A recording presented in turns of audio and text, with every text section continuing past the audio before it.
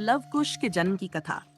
श्री राम के अयोध्या लौटने के बाद उन्होंने माता सीता को रानी के रूप में स्थापित किया।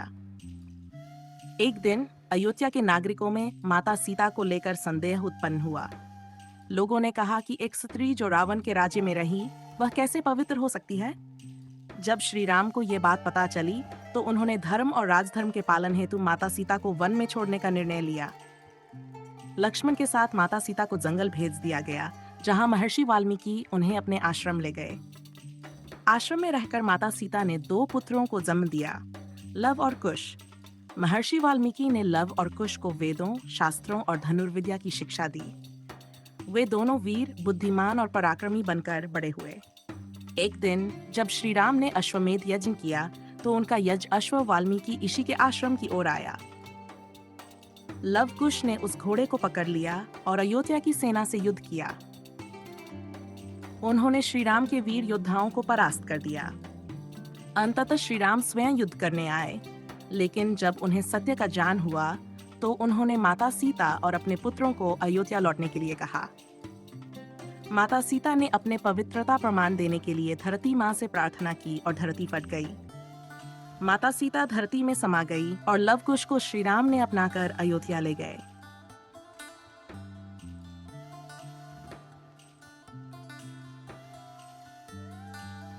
लव कुश के जीवन की आगे की कथा।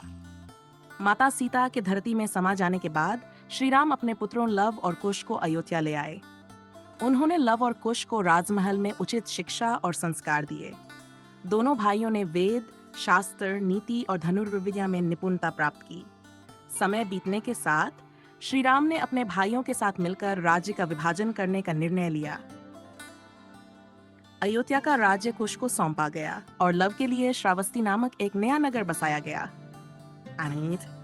कुश ने अयोध्या पर शासन किया, जबकि लव ने श्रावस्ती को समृद्ध बनाया।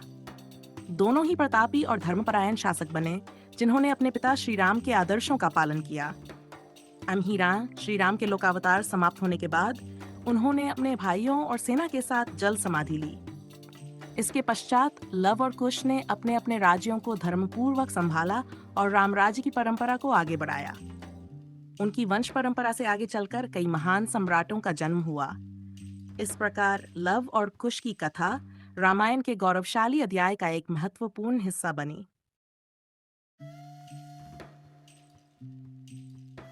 लव कुश के वंश की आगे की कथा। जब लव और कुश अपने अपने राज्यों का संचालन कर रहे थे, तब वे अपने पूर्वजों के आदर्शों का पालन करते रहे। लव ने श्रावस्ती को एक महान और समृद्ध नगर बनाया, जहां न्याय और धर्म का राज था। कुश ने अयोध्या पर शासन किया और अपने पिता श्री राम के सिद्धांतों को अपनाते हुए एक आदर्श राजा बने। समय बीतने के साथ लव और कुश का वंश आगे बढ़ा और उनके पुत्रों तथा वंशजों ने भी न्याय और धर्म के अनुसार राज्य किया। कुश के वंश में कालांतर में बृहदबल नामक राजा हुए, जो महाभारत के युद्ध में कौरवों की ओर से लड़े थे।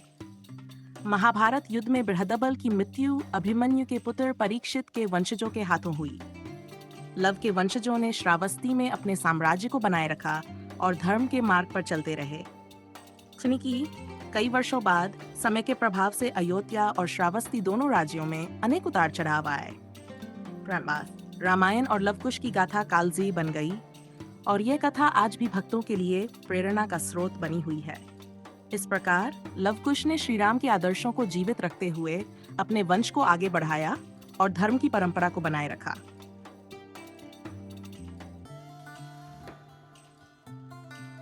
लव कुश के वंश की आगे की गाथा।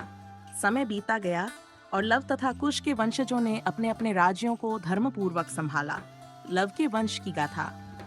लव के वंशजों ने श्रावस्ती को समृद्ध बनाए रखा, लेकिन समय के साथ बाहरी आक्रमणों और आंतरिक संघर्षों के कारण राज्य कमजोर होने लगा। अंततः लव के वंशजों का प्रभाव धीरे धीरे कम हो गया और श्रावस्ती का गौरव भी समय के साथ विलीन हो गया। हालांकि लव के वंशजों की परंपरा आगे चलती रही और उनके नाम पर कई अन्य स्थानों का निर्माण हुआ। कुश के वंश की गाथा।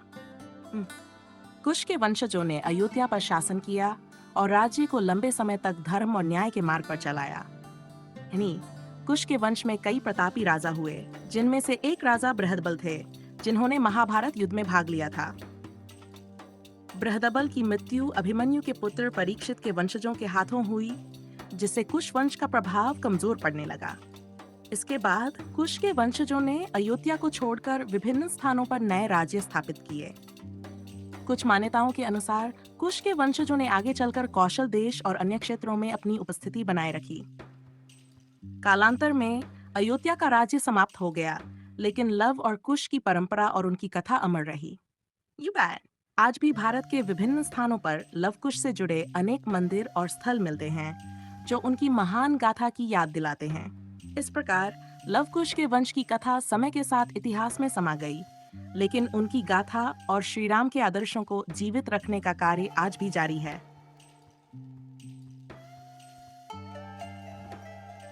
लव और कुश एक से दो कैसे हुए? प्राचीन कथाओं में लव और कुश के जन्म को लेकर विभिन्न मान्यताएं मिलती हैं।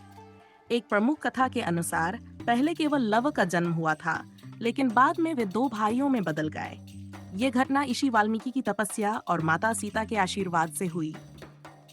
इस कथा के अनुसार घटना इस प्रकार घटी।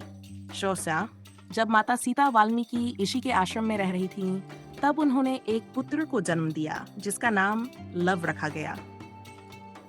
ऋषि वाल्मीकि ने लव को वेदों और धनुर्विद्या की शिक्षा देना शुरू किया। एक दिन जब लव आश्रम में नहीं था, तब वाल्मीकि ऋषि ने ध्यानमग्न होकर एक पवित्र यज्ञ किया। उस यज्ञ में उन्होंने अग्नि में मंत्रोच्चारण कर एक और बालक उत्पन्न किया, जो लव के समान ही था। इस दूसरे बालक का नाम कुश रखा गया, क्योंकि वह पवित्र कुशाघास से प्रकट हुआ था। लव और कुश जुड़वा भाइयों की तरह पले बड़े और उनमें कोई अंतर नहीं था। दोनों भाइयों ने धनुर्विद्या, शास्त्र और वेदों में निपुणता प्राप्त की और श्री राम के अश्वमेध यज्ञ के दौरान अपनी वीरता दिखाई। इस कथा का प्रतीकात्मक अर्थ। कुछ विद्वानों का मानना है कि लव और कुश एक ही आत्मा के दो रूप थे। कुछ मतों के अनुसार यह कथा द्वैतलिटी और संतुलन का प्रतीक है। अन्य मान्यताओं के अनुसार यह कथा यह दर्शाती है कि जब धर्म की रक्षा का समय आता है, तो ईश्वर के वरदान से असंभव भी संभव हो सकता है। इस प्रकार लव एक ही थे, लेकिन ऋषि वाल्मीकि के आशीर्वाद और यश के प्रभाव से वे लव और कुश दो वीर भाइयों में बदल गए। माता सीता की लव दोष पत्रिका, जन्म कुंडली से जुड़ी मान्यता। कुछ प्राचीन ग्रंथों और जनश्रुतियों में यह मान्यता है कि माता सीता की कुंडली में लव दोष था, जिसके कारण उनके पुत्रों के जन्म से जुड़ी घटनाओं में विशेष रहस्य जुड़ा हुआ है। इस संदर्भ में दो प्रमुख कथाएं प्रचलित हैं, लव दोष और लव कुश का जन्म। मान्यता के अनुसार माता सीता की कुंडली में एक विशेष योग था, जिसे लव दोष कहा जाता था। यह दोष भविष्य में उनके पुत्र के जीवन को प्रभावित कर सकता था। इस दोष को दूर करने के लिए महर्षि वाल्मीकि ने एक यज्ञ किया और कुश घास से एक दूसरा पुत्र कुश उत्पन्न किया। इस तरह लव एक से दो हो गए, लव और कुश। लव दोष का प्रतीकात्मक अर्थ। कुछ विद्वानों के अनुसार लव दोष का अर्थ यह था कि माता सीता को अपने पुत्रों से कुछ समय तक अलग रहना पड़ा। इस दोष के कारण लव कुश को अपने पिता श्री राम से मिलने के लिए संघर्ष करना पड़ा। ये कथा ये भी दर्शाती है कि भाग्य और प्रारब्ध की शक्तियां महान व्यक्तियों के जीवन को भी प्रभावित कर सकती हैं। क्या लव दोष पत्रिका का कोई प्रमाण है? ये कथा अधिकतर लोक कथाओं और किंवदंतियों में सुनी जाती है, लेकिन किसी प्रामाणिक वाल्मीकि रामायण या तुलसीदास रचित रामचरितमानस में लव दोष का सीधा उल्लेख नहीं मिलता। ये संभवतः ज्योतिषीय मान्यताओं या जनश्रुतियों से जुड़ी एक धारणा है। निष्कर्ष, लव दोष की कथा प्रतीकात्मक और लोक कथाओं पर आधारित है, जिसका मूल उद्देश्य माता सीता, लव और कुश की कहानी को और अधिक रहस्यमय बनाना हो सकता है। ये कथा यह भी दर्शाती है कि धर्म और सत्य के मार्ग पर चलने वालों को कठिनाइयों का सामना करना पड़ता है, लेकिन अंततः सत्य की ही जीत होती है। लव कुश की आगे की कथा और उनका वंश। माता सीता के पृथ्वी में समा जाने के बाद लव और कुश को श्री राम ने अयोध्या वापस ले जाकर राजकुमारों के रूप में स्थापित किया, लेकिन उनकी कथा यहीं समाप्त नहीं होती।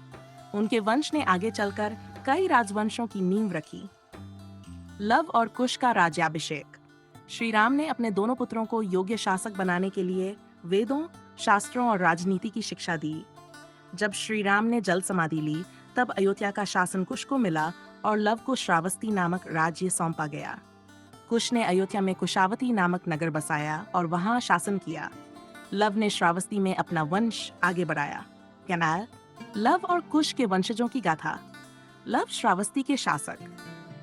लव के वंश से कई महान राजा उत्पन्न हुए। श्रावस्ती का साम्राज्य धीरे धीरे कमजोर होता गया, लेकिन लव का वंश आगे बढ़ता रहा। कुछ मान्यताओं के अनुसार लव के वंशजों ने आगे चलकर राजस्थान और गुजरात के सूर्यवंशी राजाओं के रूप में अपनी पहचान बनाई। कई विद्वानों का मत है कि लोधा और लवाना समुदाय लव के वंशज हैं। कुश के वंशजों ने अयोध्या पर लंबे समय तक शासन किया। कुश वंश में बृहदबल नामक राजा हुए, जो महाभारत युद्ध में कौरवों की ओर से लड़े और अभिमन्यु के पुत्र परीक्षित द्वारा मारे गए। कुश के वंशजों ने कौशल राज्य को आगे बढ़ाया। कुछ कथाओं के अनुसार कुश के वंशजों ने आगे चलकर नेपाल में त्रिभुवन राजवंश की स्थापना की। चोल वंश के राजाओं को भी कुश का वंशज माना जाता है।